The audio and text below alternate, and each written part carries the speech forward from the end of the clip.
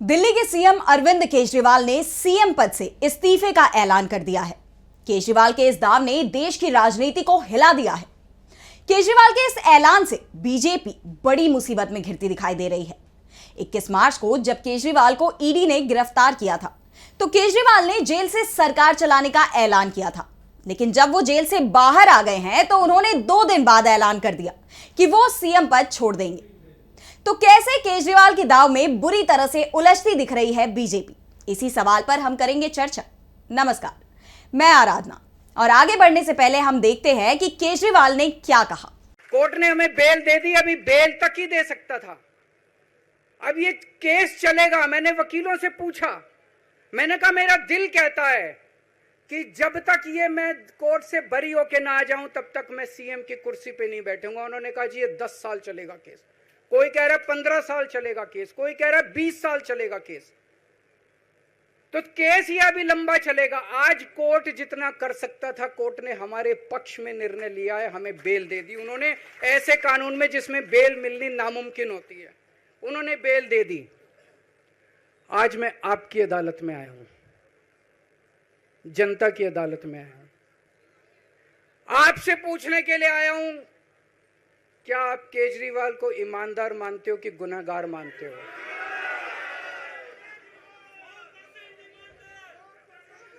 मैं दिल्ली की जनता से पूछना चाहता हूं, मैं देश की जनता से पूछना चाहता हूं कि क्या केजरीवाल ईमानदार है कि गुनहगार है?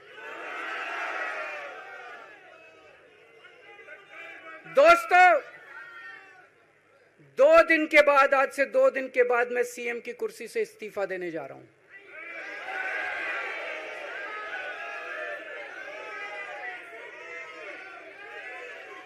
और मैं तब तक सीएम की कुर्सी पे नहीं बैठूंगा जब तक जनता अपना फैसला ना सुना दे।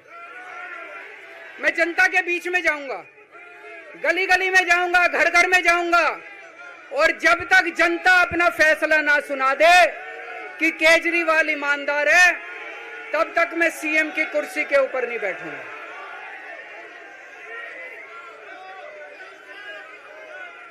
तो 2 दिन बाद केजरीवाल सीएम पद से इस्तीफा दे देंगे और इसके बाद दिल्ली को नया सीएम मिलेगा। वैसे तो आम आदमी पार्टी में केजरीवाल के बाद दूसरे नंबर पर मनीष सिसोदिया का नाम आता है। वो डिप्टी सीएम भी रह चुके हैं, लेकिन केजरीवाल ने यह भी साफ कर दिया है कि मनीष सिसोदिया सीएम नहीं बनेंगे, बल्कि कोई और नेता दिल्ली का सीएम होगा। ऐसे में आतिशी, राघव चड्ढा, गोपाल राय सहित कई नामों पर चर्चाएं भी शुरू हो गई हैं। अपने इस्तीफे का ऐलान करते हुए केजरीवाल ने कहा कि आज से 2 दिन के बाद मैं इस्तीफा देने जा रहा हूं। मैं तब तक सीएम की कुर्सी पर नहीं बैठूंगा जब तक जनता अपना फैसला नहीं सुना देती कि केजरीवाल ईमानदार है। तब तक मैं कुर्सी पर नहीं बैठूंगा। कुछ लोग बोल रहे हैं कि सुप्रीम कोर्ट ने कुछ कंडीशन लगाई है। पिछले 10 साल में इन्होंने कंडीशन लगाने में कोई कसर छोड़ी थी? केंद्र सरकार ने कानून बनाकर मेरे काम बंद करने की कोशिश की। इन कंडीशंस को भी देख लिया है। अगर आपको लगता है कि केजरीवाल ईमानदार है तो जमकर वोट देना मेरे पक्ष में। फरवरी में चुनाव है। मेरी मांग है कि चुनाव तुरंत कराया जाए। नवंबर में महाराष्ट्र के 7 चुनाव कराए जाए। नए सीएम का चुनाव अगले 1-2 दिन में हो जाएगा। मनीष सिसोदिया ने भी कहा है कि वो भी डिप्टी सीएम और शिक्षा मंत्री का पद तभी संभालेंगे जब जनता की अदालत से चुनकर आ जाएंगे। वो है, मैंने अपनी जिंदगी में ईमानदारी कमाई है। अगर आपको लगता है केजरीवाल ईमानदार है, जम के वोट दे देना मेरे पक्ष में। चुनाव के बाद सीएम की कुर्सी पे जाके बैठूंगा।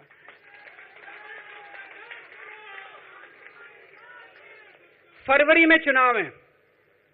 आज इस मंच से मैं मांग करता हूं कि ये चुनाव नवंबर में कराए जाएं, महाराष्ट्र के साथ कराए जाएं। केजरीवाल ने नए चुनाव कराने की मांग कर अब बीजेपी और चुनाव आयोग दोनों के लिए ही मुश्किलें खड़ी कर दी हैं, क्योंकि दिल्ली विधानसभा का कार्यकाल फरवरी में समाप्त हो रहा है और चुनाव आयोग को संविधान ने यह ताकत दी है कि वो किसी भी राज्य में तय सीमा से 6 महीने पहले चुनावों का ऐलान करा सकता है। इसके लिए चुनाव आयोग को किसी की परमिशन की जरूरत नहीं है। वैसे भी जहां 6 महीने में चुनाव होने होते हैं, चुनाव आयोग उस राज्य में तैयारियां शुरू कर देता है। हाल ही में लोकसभा चुनाव हुए हैं। ऐसे में चुनाव आयोग को तैयारियों में भी ज्यादा वक्त नहीं लगने वाला है। और अब खुद सीएम केजरीवाल ने ही चुनाव आयोग से कहा है कि वो नवंबर में चुनाव कराए। जनता फैसला कर देगी कि कौन ईमानदार है और कौन बेईमान है। क्योंकि यह तय माना जा रहा है कि महाराष्ट्र के साथ चुनाव आयोग झारखंड में भी विधानसभा चुनाव कराने का ऐलान करेगा। झारखंड में जनवरी तक विधानसभा का कार्यकाल है, तो दिल्ली में फरवरी तक। अगर चुनाव आयोग नवंबर में झारखंड विधानसभा का चुनाव करा सकता है, तो फिर दिल्ली, जहां की फरवरी तक विधानसभा का कार्यकाल है, वहां उसे चुनाव कराने में परेशानी नहीं होनी चाहिए। और अगर चुनाव आयोग ऐसा नहीं करता है, तो एक बार फिर उस पर यह आरोप लगाए जा सकेंगे कि चुनाव आयोग बीजेपी के इशारे पर काम कर रहा है। वैसे ये आरोप कुछ नए नहीं है। लोकसभा चुनाव के दौरान जो आरोप विपक्ष ने लगाने शुरू किए थे, लोकसभा चुनाव के बाद तक इसका असर दिखाई दिया और चुनाव आयोग लगातार घिरता रहा है। तो वहीं इस बीच अरविंद केजरीवाल ने यह भी साफ कर दिया है कि उन्होंने अपना इस्तीफा अब तक क्यों नहीं दिया। केजरीवाल ने कहा कि मुझे जेल क्यों भेजा इन्होंने। ऐसा नहीं है कि केजरीवाल ने भ्रष्टाचार किया, इनका मकसद था आम आदमी पार्टी को तोड़ना, केजरीवाल को तोड़ना। इनका फॉर्मूला है कि पार्टी तोड़ दो, विधायक तोड़ दो, ईडी छापेमारी कर दो। इनको लग रहा है कि केजरीवाल को जेल में डालकर पार्टी तोड़ देंगे। मैंने इस्तीफा इसलिए नहीं दिया क्योंकि मैं देश के जनतंत्र को बचाना चाहता था।